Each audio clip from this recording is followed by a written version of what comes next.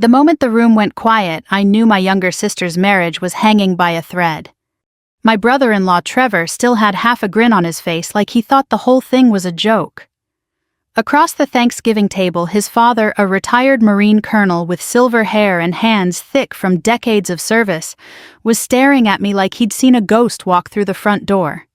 "Boy," he said slowly. Not loudly, not angrily. Worse. The kind of voice older military men use when they already know someone has crossed a line they can't uncross. "Apologize now." You could hear the dishwasher humming in the kitchen. My sister Denise stopped cutting the pecan pie. One of the grandkids dropped a fork onto the hardwood floor. Trevor blinked twice, confused, like he couldn't understand why the temperature in the room had suddenly fallen 20 degrees. 10 seconds earlier, he'd been laughing at me. Laughing hard. "So what, you served coffee on base, right?" I remember the smell of turkey and brown sugar glaze hanging in the air when he said it.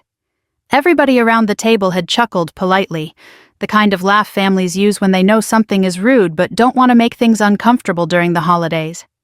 I'd set my glass down carefully. "Try again." Trevor smirked wider. "Then what did you do in the Navy?" And I answered him the same way I might have commented on the weather. "Top Gun instructor." That was when his father froze. Not because of the movies, not because of the name itself, but because men like Richard Hayes knew exactly what it took to earn that title. And suddenly, after 40 years of being invisible in my own family, everybody at that table was looking at me differently. Funny how fast people can rearrange their opinion of you once they realize you were never weak to begin with. My name is Evelyn Carter. I'm 62 years old, retired Navy, and until that Thanksgiving dinner in Northern Virginia, most of my family thought I'd spent my military career pushing paperwork behind a desk somewhere. Honestly, I'd let them think it. It was easier that way. The trouble with accomplishments is that people often treat them like ownership. The minute relatives discover you've done something difficult, they rewrite history. Suddenly they supported you all along. Suddenly they always believed in you. But that wasn't how my story went. I drove to Denise's house that Thanksgiving through cold November rain with an overnight bag in the trunk and every intention of keeping my head down for 48 hours. Her subdivision looked like every upper-middle-class neighborhood built outside Washington during the late 90s, brick homes, trimmed lawns, SUVs lined neatly along curbs. The kind of place where people talked about service more than sacrifice. Denise greeted me warmly enough at the front door, though there was always a stiffness between us that neither of us knew how to fix anymore. "Evie," she said, hugging me lightly, "long drive. About 4 hours. You should have flown." I almost smiled at that.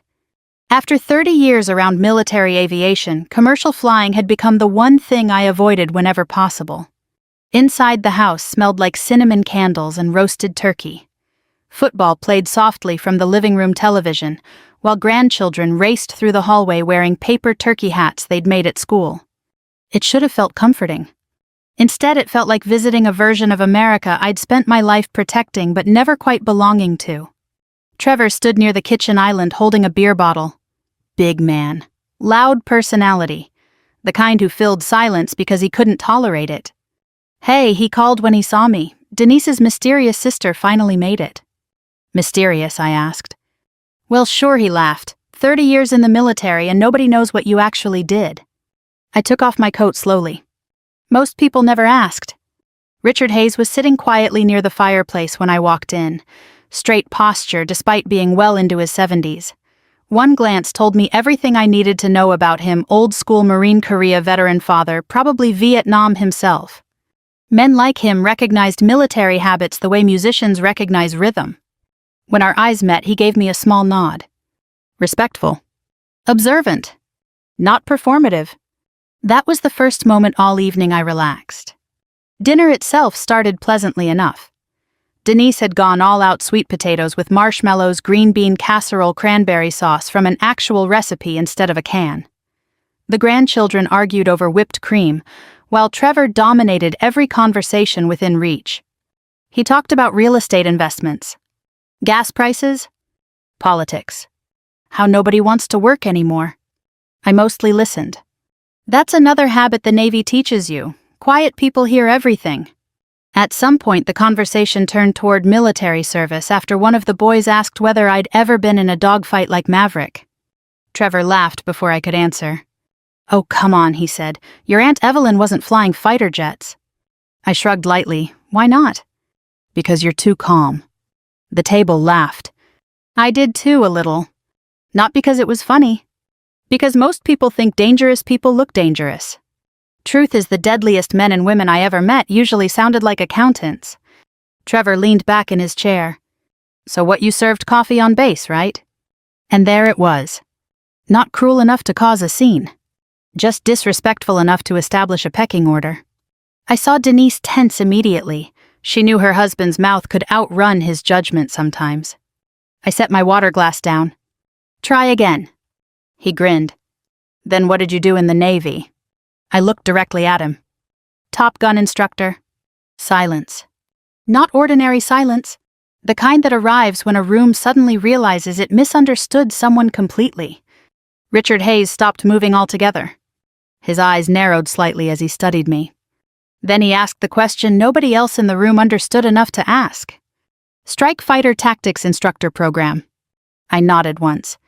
His expression changed immediately. Not excitement. Recognition. The grandchildren looked confused while Trevor laughed nervously. "Wait, seriously." Richard never took his eyes off me. "Boy," he said quietly.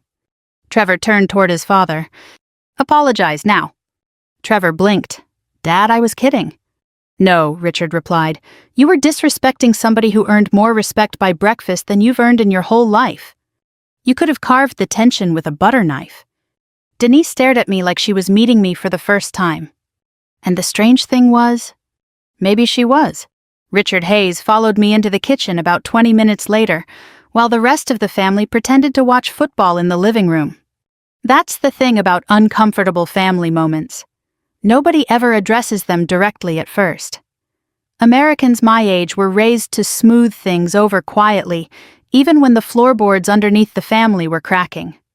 I stood at the sink rinsing dishes while Denise hovered nearby pretending to organize leftovers. Every few seconds she glanced toward me, then away again. Like she wanted to ask something but didn't know where to begin. Richard stopped beside the counter. "You flew Tomcats?" he asked softly. I nodded once at first. "And later?" "Super Hornets." He let out a low whistle under his breath. Not dramatic. Just honest admiration from one old military soul to another. "You must have caught the tail end of Cold War training." "Barely." He folded his arms. "Women weren't exactly welcomed into that pipeline back then." "No," I said, "we weren't." Denise finally turned around. "Wait," she said carefully. "You actually flew combat aircraft?" I dried my hands with a towel before answering. "Yes." The room behind us had gone quieter. Trevor was still in there, but now the television volume had magically dropped low enough for everyone to overhear. Families are funny that way. Suddenly I could feel 40 years of assumptions shifting around inside that house like furniture being rearranged. Denise leaned against the counter. "You never told us any of this." I looked at her for a moment. "You never asked." That landed harder than I intended.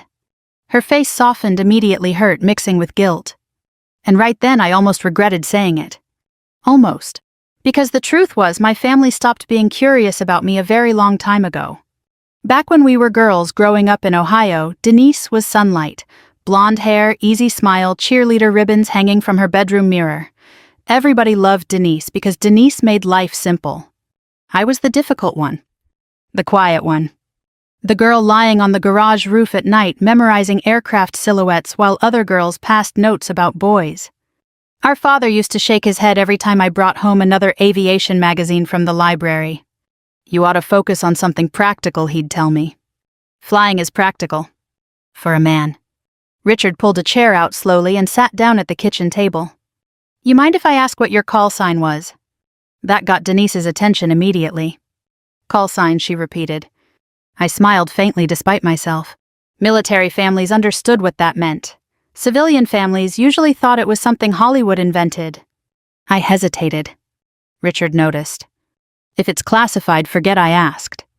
"It's not classified," I said quietly, "just old." He waited. I looked down at the dish towel in my hands. Iron Widow. For a second, Richard didn't move.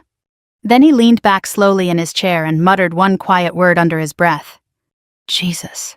From the living room came Trevor's voice. What does that mean? Richard looked toward him. It means your Aunt Evelyn trained fighter pilots during some very dangerous years. I still don't get why everybody's acting like she landed on the moon. That did it. Richard stood so fast his chair scraped hard across the tile floor. Because people died learning those skills, he snapped. The whole house went silent again. Trevor stared at his father in shock. I could tell this wasn't how their family normally operated. Richard probably wasn't a man who raised his voice often. Which meant when he did, it mattered. He pointed toward Trevor. You think military aviation is some kind of joke? You think instructors are glorified babysitters? Trevor shifted uncomfortably. Dad, I said I was kidding. No, Richard replied sharply. You were mocking somebody because you assumed she was small enough to mock. Denise stepped between them gently. Okay, she said softly. Everybody calm down. I hated the direction things were going. Not because Trevor didn't deserve embarrassment. Because public humiliation rarely changes people for the better. It just makes them defensive. I'm not upset, I said. Trevor looked at me suspiciously. Then why didn't you tell anyone who you were? That question hung in the kitchen longer than the others had. Why didn't I? The answer wasn't simple. Because when I graduated near the top of flight school, my father said they were lowering standards. Because when I made instructor, one uncle joked I was probably sleeping with admirals. Because when I missed holidays due to deployments, relatives called me selfish for choosing career over family. After enough years, silence becomes easier than self-defense. I pulled out a chair and sat down across from Richard. You know what happens when people hear words like Top Gun? I asked quietly. Nobody answered. They stop seeing you as a person. The kitchen clock ticked softly. They either worship you or resent you, sometimes both. Richard nodded slowly. He understood. Trevor still looked unconvinced, but less arrogant now. More uncertain. Like he was trying to recalculate the entire evening in his head. Denise sat beside me carefully. I honestly thought you worked logistics or administration. I did some of that too. But why never correct us? I gave a tired little shrug. Would it have changed anything? Nobody answered because everybody knew the answer. Probably not. The grandchildren wandered halfway into the kitchen, then sensing tension but too young to understand it. Denise's youngest granddaughter looked up at me curiously. Did you really fly jets? I smiled at her. Yes. Were you scared? That question made Richard glance toward me again. Because that was the real question, wasn't it? Not whether I was important. Not whether I was impressive. Whether I was afraid. All the time I told her honestly. The child frowned. Then why'd you do it? I thought about all the funerals. All the folded flags. All the young pilots pretending bravery before missions. And all the instructors like me who carried the burden of preparing them. Because being scared doesn't mean you quit, I said. The little girl considered that seriously before nodding. Children understand courage better than adults sometimes. Trevor stared down at the kitchen floor for a long moment. Then finally he said the words Richard had been waiting for. I'm sorry, Evelyn. Not polished. Not dramatic. But real enough. And strangely, hearing it didn't make me feel victorious. Just tired. Because apologies arrive quickly at 62 for wounds that began at 16. Later that night, after everyone drifted off toward desserts and coffee, Richard found me alone on the back porch, wrapped in Denise's old wool blanket. Cold rain tapped softly against the deck railing. He stood beside me quietly for a while before speaking. You saved lives, didn't you? I kept looking out into the darkness. I trained people, I answered. He nodded slowly. That means yes. For a long time, neither of us spoke. Then Richard asked the question nobody in my family had ever bothered asking before. What did it cost you? And for the first time all evening, I didn't know how to answer. Richard's question stayed with me long after the porch conversation ended. What did it cost you? Funny thing is, younger people usually ask what you achieved. Older people eventually learn to ask what it took. By midnight, the house had gone quiet except for the refrigerator humming in Denise's kitchen and the occasional creak of settling floorboards. I couldn't sleep, so I sat alone at the dining room table with a cup of decaf coffee that tasted weak enough to qualify as punishment. The same table where only hours earlier my brother-in-law had laughed at me. Life turns quickly sometimes.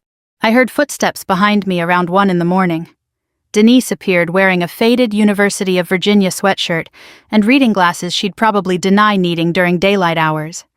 "You always stayed up late?" she asked softly. "Military habit." She poured herself coffee and sat across from me. For a while, neither of us spoke.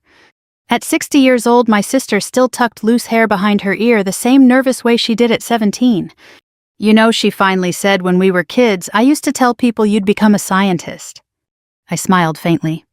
"Why scientist?" "You were always taking radios apart." "That drove Dad crazy." That made her laugh quietly. "He thought you were going to electrocute yourself." The mention of our father settled heavily between us. He'd been gone nearly 12 years now. Heart attack at 74, sudden, quick, the kind of death people call merciful because they don't know what else to say. I stared down into my coffee. "He never forgave me for joining the Navy." Denise looked uncomfortable immediately. "He was old-fashioned." "No," I said gently, "he was disappointed." "There's a difference. People from our parents' generation had very fixed ideas about what daughters were supposed to become. Teachers, nurses, secretaries, wives. Safe. Understandable. I was none of those things. Even at 12 years old, I knew ordinary life would suffocate me. While Denise played house with dolls, I memorized aircraft engines from library books. While other girls hung posters of rock stars, I taped photographs of F-14 Tomcats to my bedroom wall. Dad hated those posters. "Looks ridiculous," he'd mutter whenever relatives visited. Mom tried harder to understand me, but even she seemed exhausted by the effort sometimes. "You don't always have to prove something," she told me once. The trouble was, I wasn't trying to prove anything. Flying simply felt like the first honest thing I'd ever loved. Denise stirred cream into her coffee slowly. "Were you really the only woman in your training class?" "Not the only one," I said. "Just one of very few." "And the men gave you trouble?" I let out a dry laugh. "That's one way to phrase it." She looked genuinely curious now, maybe for the first time in our lives, so I told her. "Not everything. Some stories stay buried for a reason. But enough." I told her about flight school in Pensacola during the early 80s, about instructors who assumed women would wash out within weeks, about classmates who stopped talking when I entered briefing rooms, about the exhaustion. God, the exhaustion. People imagine military aviation as glamorous because of movies. They picture leather jackets and triumphant music. Reality is fluorescent lighting at 4 in the morning while someone twice your size critiques every mistake you make. Reality is studying until your eyes blur because one error in the sky can kill people. Reality is understanding that if you fail, some men will use your failure as evidence women never belonged there in the first place. Denise listened without interrupting.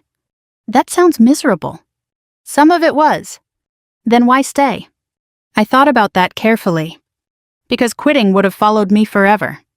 Because every cruel comment fueled me instead of stopping me. Because once I sat inside a fighter jet for the first time and felt those engines wake beneath me, there was no going back to ordinary life. "You know what the strange part was?" I said quietly. "What?" "The sky was the easy part." Denise frowned slightly. "People were harder." That seemed to hit her. Maybe because she realized she'd been part of that without meaning to. Growing up, Denise had always been the easy daughter to love. She married young, had children, hosted Christmas dinners, remembered birthdays. Meanwhile, I missed funerals because of deployments and forgot anniversaries because I lived by military calendars instead of civilian ones. Families forgive warmth more easily than absence. "You know, Dad used to brag about you eventually," Denise said suddenly. I looked up sharply.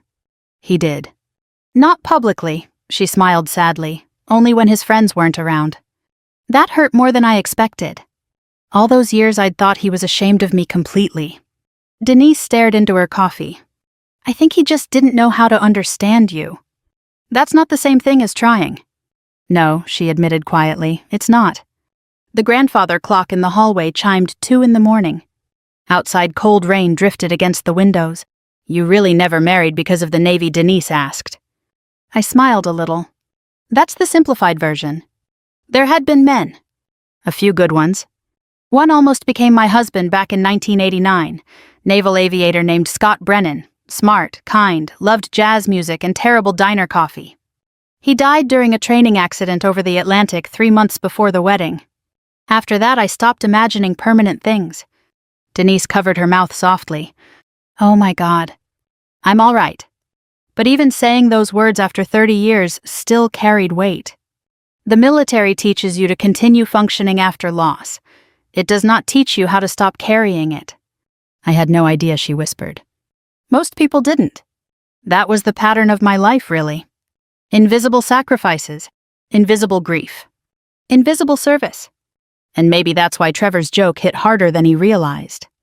Not because it insulted my rank, because it erased decades of sacrifice with one careless sentence. Denise reached across the table slowly and touched my hand. I'm sorry too, she said. Simple words. Late words. But sincere. I squeezed her hand gently. You were living your life, I told her. So were you. Yes. She looked at me carefully then. And were you happy? That question caught me off guard.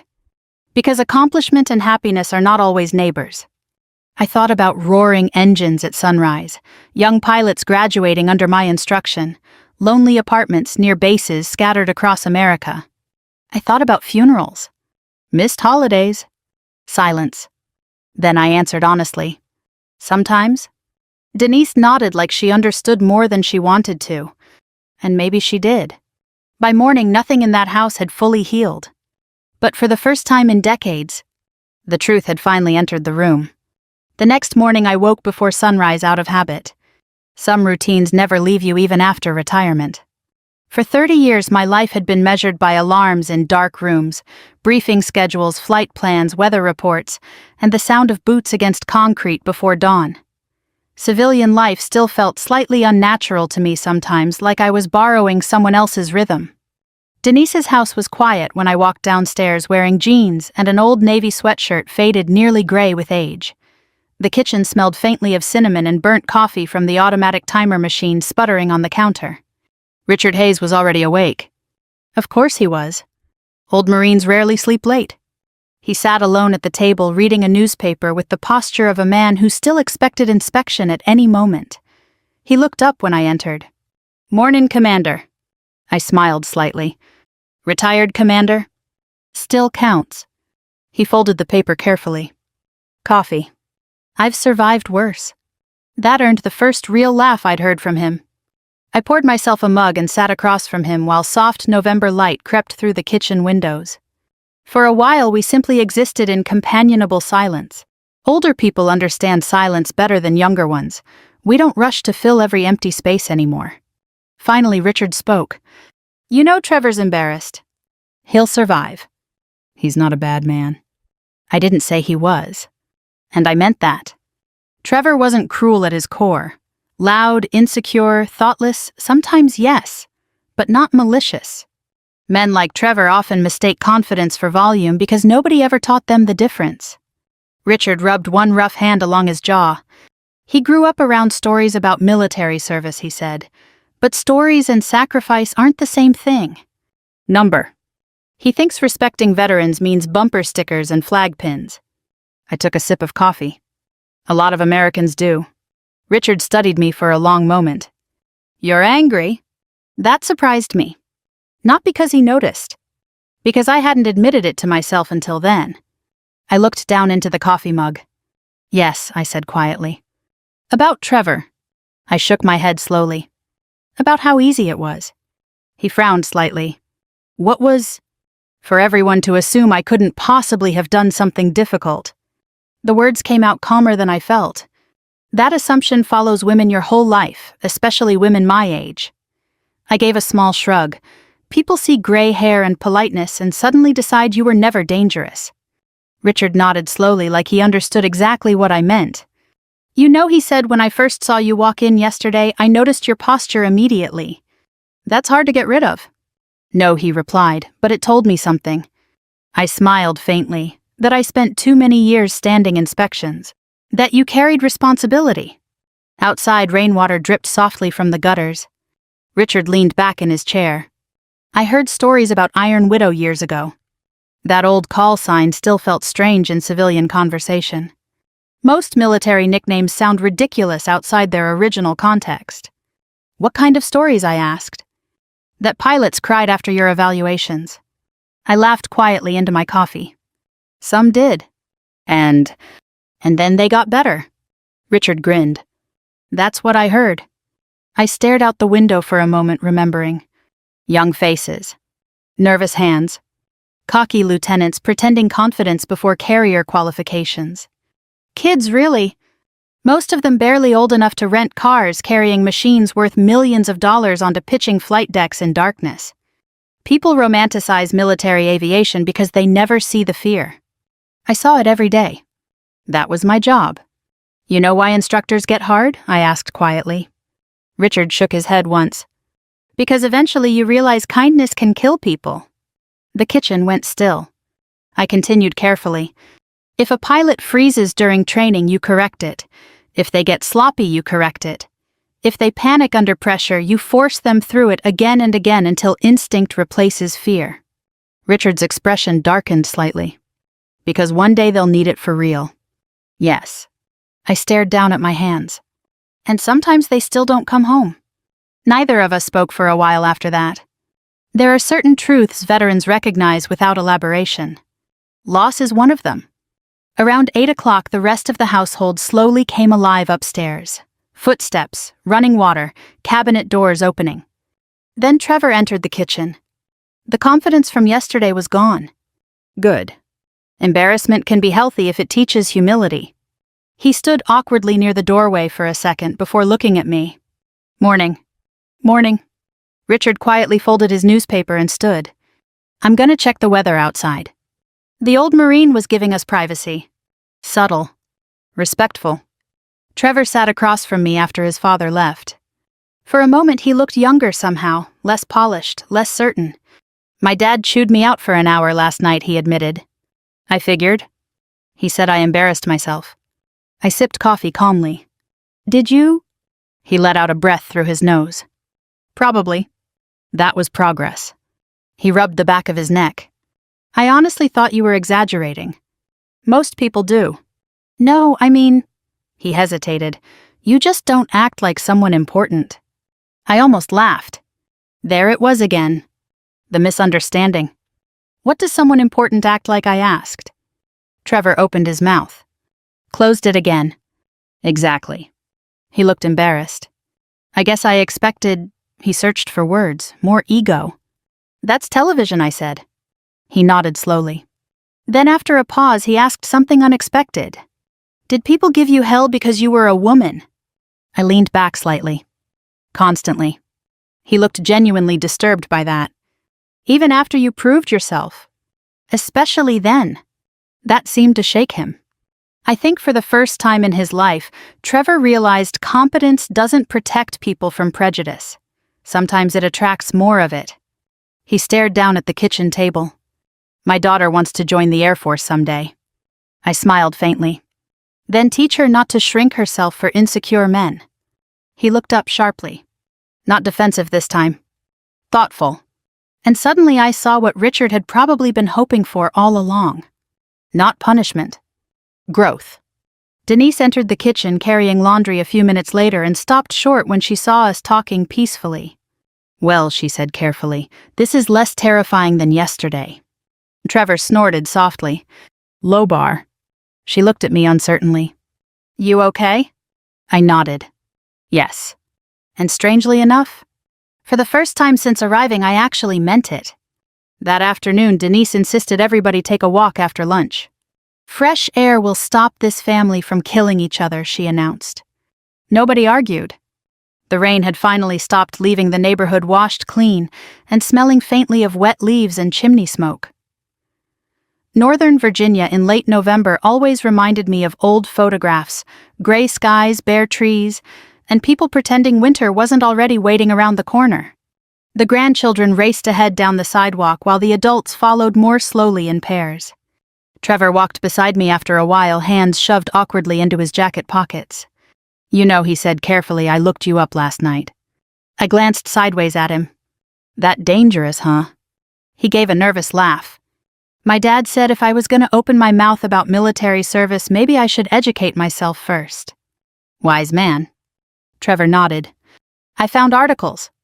That didn't surprise me much.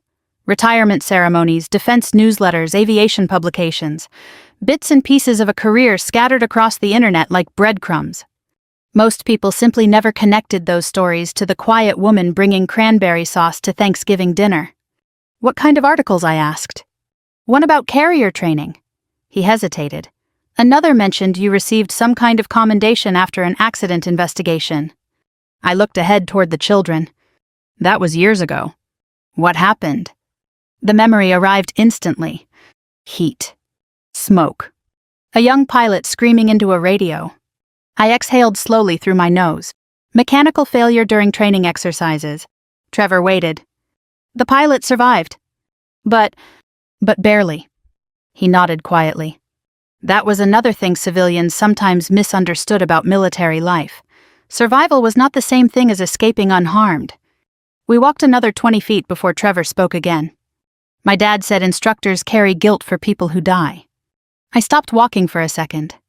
Leaves skittered across the sidewalk in cold wind. Yes, I said softly. Trevor's expression shifted immediately, like he realized he'd stumbled onto something heavier than curiosity. I'm sorry, he said quickly. You don't have to apologize for asking. But I appreciated that he cared enough to hesitate. That mattered. We kept walking. Across the street, someone had already put up Christmas lights, even though Thanksgiving wasn't over yet. Red and green reflections shimmered faintly against wet pavement. Trevor glanced toward the grandchildren. Did you lose students? There it was. The real question. I kept my eyes forward. Yes. His face tightened. How many? I stopped counting. That answer silenced him completely. Not because the number shocked him. Because he finally understood there was one. People over 60 know something younger people often don't. The older you get, the less impressive glory becomes and the more meaningful endurance feels. Trevor had spent years admiring military imagery. Flags. Jets. Uniforms. But now he was beginning to see the human cost underneath the symbolism. We returned to the house about half an hour later. Denise started preparing sandwiches while football commentators shouted from the television. The grandchildren disappeared upstairs with tablets and blankets. Ordinary American family life?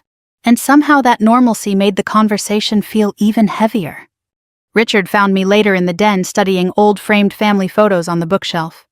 You were 21 there, he said, pointing toward a picture of me in dress whites. 22. You looked angry. I was. He laughed quietly. Fair enough. I picked up the frame carefully. That photograph had been taken the day I completed advanced flight training. My father had attended the ceremony wearing a stiff gray suit and the expression of a man pretending support because public embarrassment would look worse. You know what he said afterward, I asked. Richard shook his head. He told me maybe now I'd grow out of this phase. Richard closed his eyes briefly. Christ. I think he genuinely believed military service would eventually make me softer somehow. I smiled faintly. Instead, it made me harder. Richard leaned against the bookshelf. Hard isn't always bad. No, I admitted, but it gets lonely.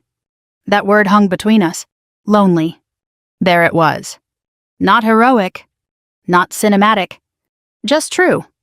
People imagine loneliness as empty apartments and quiet nights. But the deepest loneliness comes from being fundamentally misunderstood by people who've known you your whole life. Denise entered the room carrying folded towels.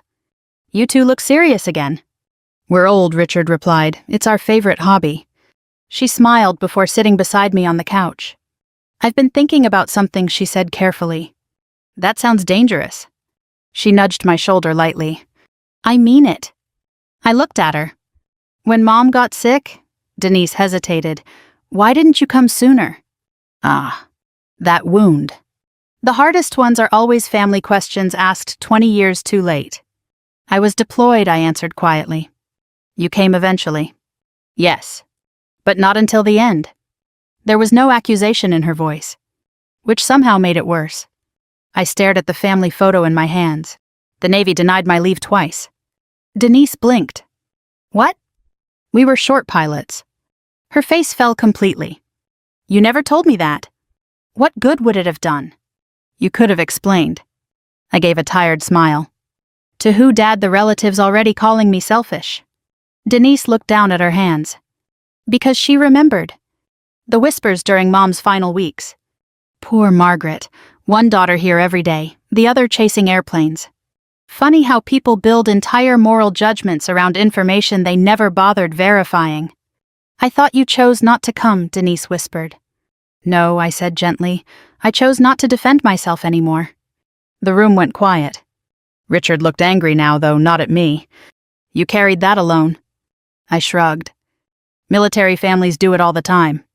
Denise's eyes filled with tears. Oh God, Evie. I touched her arm softly before she could spiral into guilt. You loved Mom, I said. That mattered more than misunderstandings. But you loved her too. Yes? And there it was again. The truth nobody had ever fully seen. I had sacrificed family moments for service. But I had also sacrificed service for family every chance I could. And somehow still ended up disappointing both worlds sometimes. Trevor appeared quietly in the doorway then. He looked hesitant, like a man realizing the story he mocked was much bigger than his pride. I owe you more than an apology, he said carefully. I looked at him calmly. Maybe. He nodded once. Then, after a pause, I think I owe you respect. That one felt different. Because respect offered voluntarily means something. Especially from a man finally learning humility. 3 weeks after Thanksgiving, Richard Hayes called me on a Tuesday morning while I was reorganizing tools in my garage. Retirement does strange things to people. After decades of operating at high speed, you suddenly find yourself spending 30 minutes deciding where to hang a wrench. Evelyn Richards said over the phone, "You busy Saturday night?" I had plans to aggressively avoid social interaction. He laughed. I'm serious. So am I. That old Marine chuckled again before his tone softened. I'd like you to come to the Veterans Relief Gala. I leaned against the workbench. Richard, hear me out first. I already knew the event he meant. Annual fundraiser outside Arlington for veteran families, military widows, and disabled service members. The kind of formal gathering filled with donated wine, patriotic speeches, and retired officers pretending not to compare ribbons. Not exactly my natural habitat anymore. You'd hate it, he admitted honestly, which is why I know you're the right person to invite. That logic feels questionable. I'm old, humor me. I sighed. Why me? The line went quiet for a second. Because too many loud people get celebrated these days, he said. I'd rather honor someone who actually carried weight. That answer sat heavily in my chest. Nobody had ever spoken about my career that way before. Not publicly. Not personally. After we hung up, I stood alone in the garage for a long time, staring at dust floating through cold morning sunlight. Then eventually I whispered the same thing I'd whispered before difficult flights for 30 years. All right. Saturday evening arrived cold and clear. I wore a simple black dress with a navy blazer instead of formal military attire. My dress uniform still hung preserved in garment bags upstairs, but I had no interest in becoming a walking museum exhibit for one evening. The gala was held at an old hotel ballroom overlooking the Potomac. Warm lights glowed against polished wood floors, while a jazz trio played softly near the entrance. Mostly older crowd. Gray hair. Slow steps. Veterans. Widows. Children of service members. People who understood sacrifice without needing it explained dramatically. I spotted Denise first near the registration table. She hugged me tightly the moment I walked in. You look beautiful, she said. You look nervous. I am nervous. Why? She smiled weakly. Because Richard refuses to tell me what he's planning. That worried me immediately. Oh no. Before she could answer, Trevor approached from across the room wearing a dark suit and the uncomfortable expression of a man attending his own sentencing hearing. Hey, he said carefully. Hey. He shoved his hands into his pockets. I just wanted to say, thanks for coming. That bad, huh? He actually smiled a little. You have no idea. Richard finally appeared near the ballroom entrance wearing a Marine Corps blazer that somehow made him stand straighter than men 20 years younger. When he saw me, his face softened warmly. "There she is." Richard I warned immediately, "If this evening includes public embarrassment, I'm stealing your cane." "You wouldn't dare." "I flew tactical aircraft off moving ships. Test me." That made him laugh hard enough to cough. The evening itself began quietly enough. Dinner, speeches, charity auctions, stories about military families holding themselves together through deployments and grief and impossible years. Real stories. Not Hollywood nonsense. At some point during dessert, Richard stepped onto the small stage near the ballroom windows and tapped the microphone gently. The room settled. "I know everybody's tired of old men talking," he began, "but indulge me a few minutes more." Polite laughter rolled through the ballroom. Richard looked directly toward me. "Most military celebrations focus on visible leadership," he said. "Decorated commanders, public heroes, the names people recognize." His voice grew quieter. "But some of the most important people in military history are almost completely unknown outside the people they trained." My stomach dropped immediately. "Oh, Richard. You sneaky old Marine." Across the room, Trevor gave me an apologetic look, like he suddenly realized what was happening too late to stop it. Richard continued calmly. "Several weeks ago during Thanksgiving dinner, my son embarrassed himself by mocking a woman who spent decades quietly serving this country." Now the ballroom had gone fully silent. I considered climbing out a nearby window. "She never asked for recognition," Richard said, "which is exactly why she deserves it." Then he looked directly at me. "Commander Evelyn Carter, would you stand, please?" God help me. Slowly, reluctantly, I stood. And then something unexpected happened. Several older men across the ballroom straightened immediately. One man near the back whispered "Iron Widow" under his breath. Another veteran stood up first. Then another. And another. Not applause at first. Recognition. The kind earned quietly over years. A retired pilot near the stage approached me slowly with tears already gathering in his eyes. "You probably don't remember me," he said. I looked carefully at his face. Older now, gray-haired, heavy around the shoulders. But familiar. "Danny Ruiz," I said softly. His laugh broke halfway into a sob. "Jesus Christ, you really do remember." "I remember every pilot who almost killed my blood pressure." The room laughed warmly. Danny wiped his eyes quickly. "You failed me twice during carrier qualification. You were reckless. You saved my life." The ballroom went still again. Danny looked around the room before continuing. "I was 24 years old and thought confidence mattered more than discipline." He swallowed hard. 2 years later, combat hit, and every correction she drilled into me kept me alive. Nobody spoke. Because there are moments older Americans recognize instinctively as sacred. Truth was one of them. Danny looked at me again. "You taught us how to come home." I honestly didn't know what to say to that. After all those years, all those funerals, all those lonely nights wondering whether any of it mattered. Suddenly the weight felt visible. Trevor stepped forward then, his face pale, voice unsteady. "I need to say something too." The room turned toward him. He looked directly at me. "A few weeks ago I made fun of someone because I judged her before understanding her." He swallowed hard. "Truth is, I felt insecure around things I didn't understand." Nobody moved. Trevor took a breath. "I thought being loud made me important." His eyes dropped briefly. I was wrong. And for the first time since Thanksgiving, I believed him. The drive home from the gala felt strangely peaceful. Not triumphant. Not dramatic. Just quiet. At my age, I'd learned that real closure rarely arrives with fireworks. Most healing enters softly like evening light through old curtains. The highway south was nearly empty. Christmas lights glowed from distant neighborhoods, while old holiday songs drifted through the radio low enough not to interrupt my thoughts. For the first time in years, I didn't feel invisible. And oddly enough, that realization hurt a little. Because once people finally saw me clearly, I couldn't stop wondering how different life might have been if they'd bothered sooner. A few days later, Denise called asking if I'd come for Christmas. Not out of obligation. Not because Richard insisted. Because she wanted me there. That distinction mattered.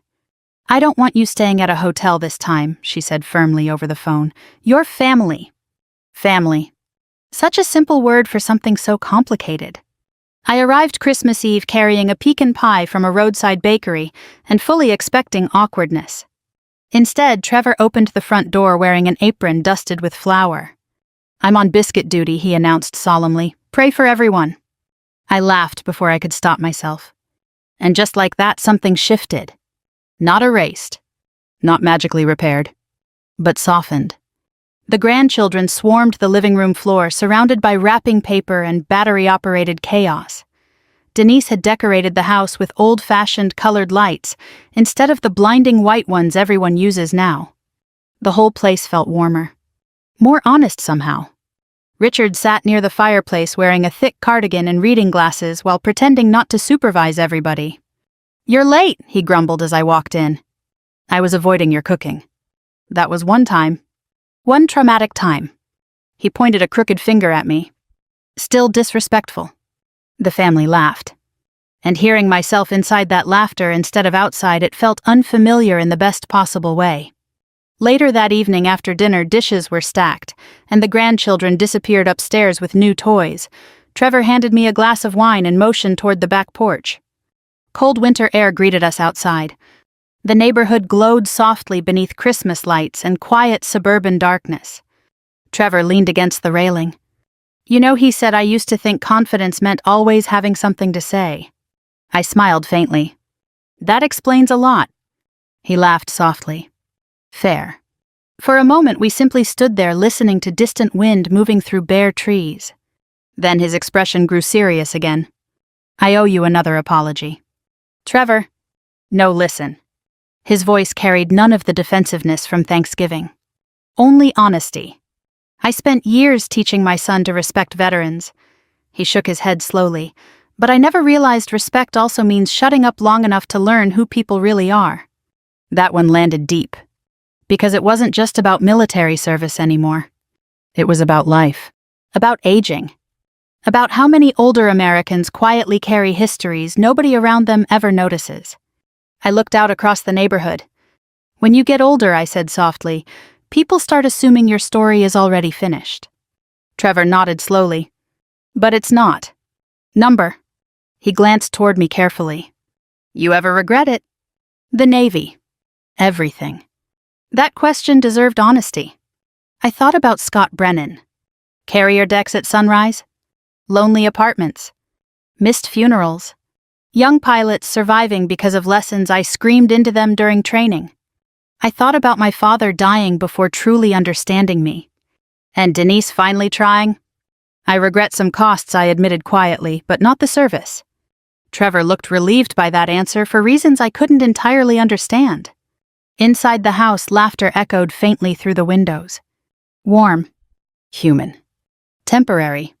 The older you get, the more you treasure temporary things.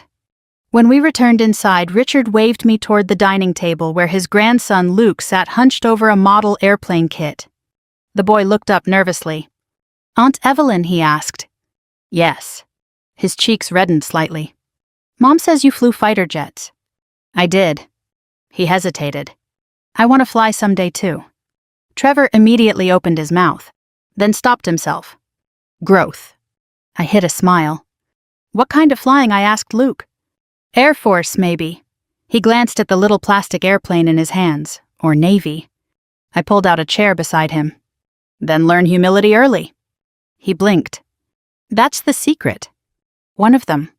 I pointed gently toward the unfinished model airplane. "Machines don't care about ego. The sky doesn't either." Luke listened carefully the way children do when they know an adult is finally giving them the real answer instead of a polished one. "You know what makes people dangerous?" I asked. He shook his head. "Thinking they're too smart to learn." Across the room, Richard smiled quietly into his coffee. The evening slowed after that. Old movies on television. Half-asleep grandchildren under blankets. Denise humming softly in the kitchen while wrapping leftovers in foil. Ordinary moments. And somehow, after a lifetime of extraordinary pressure and responsibility, ordinary finally felt precious. Before bed, I found myself alone at the kitchen sink washing dishes while snow began falling lightly outside the window.